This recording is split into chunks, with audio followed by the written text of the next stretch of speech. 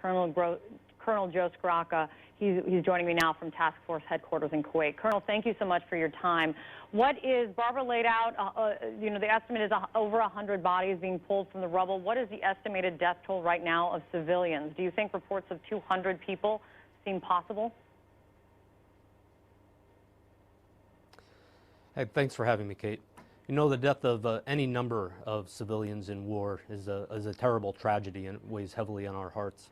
And that's why we take any allegation such as this extremely seriously, and why we're currently conducting an assessment to determine the facts of the case. And one of the facts that we'll look into is exactly how many civilians died in that incident, and if we had anything to do with it. Right now, the number 200, you can't say if that's possible, though? No, at this point, I couldn't say. That territory has been, until just very recently, held by ISIS. The Iraqi security forces have just recently liberated it. Coalition forces are not on the front lines fighting, but we are going to do an assessment on the case, take a look at the strikes we did in that area, and determine the facts and determine the credibility of the allegation. So there is a lot of confusion surrounding those airstrikes. Is it your understanding right now that the airstrikes brought down buildings with civilians in them, or do you think something else brought those buildings down?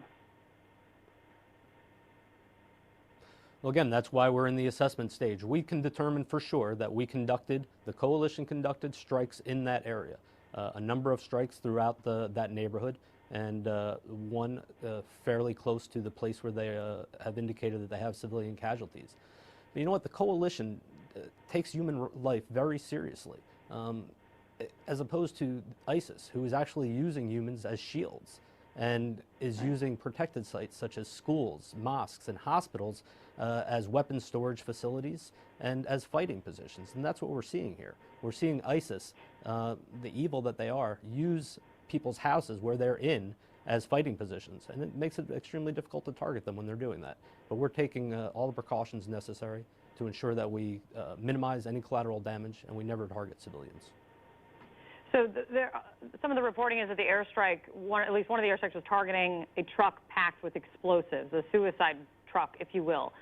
Do you believe it's possible the truck targeted blew up just before the airstrike? I've heard that as one of the possibilities. We did target a suicide vehicle in that neighborhood during that time, but I couldn't say for sure whether that was what brought down that house. Listen, we want to be very specific. When we make an announcement to say we're responsible for civilian deaths, that's something very seriously, and we want to make sure that we have our facts straight. So we're not going to speculate on whether we have done it or haven't. We're going to take an assessment. We're going to make an assessment, which is going to take some time, and we come out and say something, and it'll be definitive. Do these airstrikes in question and everything that we're talking about in this very heavily packed, populated area of Mosul, does it change the strategy on how you go forward in assisting and helping to retake Mosul going forward? Well, you know, we want to protect civilians at all costs. We always adhere to the law of armed conflict, and our Iraqi security forces are doing everything they can to protect civilians, their countrymen.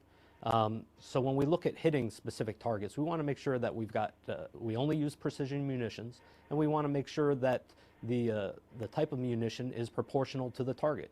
We don't want to use something that's too large to take down a specific target. If we're trying to eliminate fighters, snipers, say in a building or on a top, we're going to use a smaller munition that just kills those fighters rather than take down the entire structure. We want to protect that infrastructure. We want to be able to return Mosul to the people that live there. So bottom line, with these airstrikes, did you hit your targets? Well, that's what the assessment is currently looking at. There were a number of targets in that area. We're going to take a look at the strike videos that are available, and we will determine if there was any collateral damage to any of those strikes, or if that building was in fact a target at all. I can't say that for sure until the assessment is complete. Okay. And an investigation, as we mentioned, is underway. Colonel, thank you very much for your time. We sincerely appreciate it.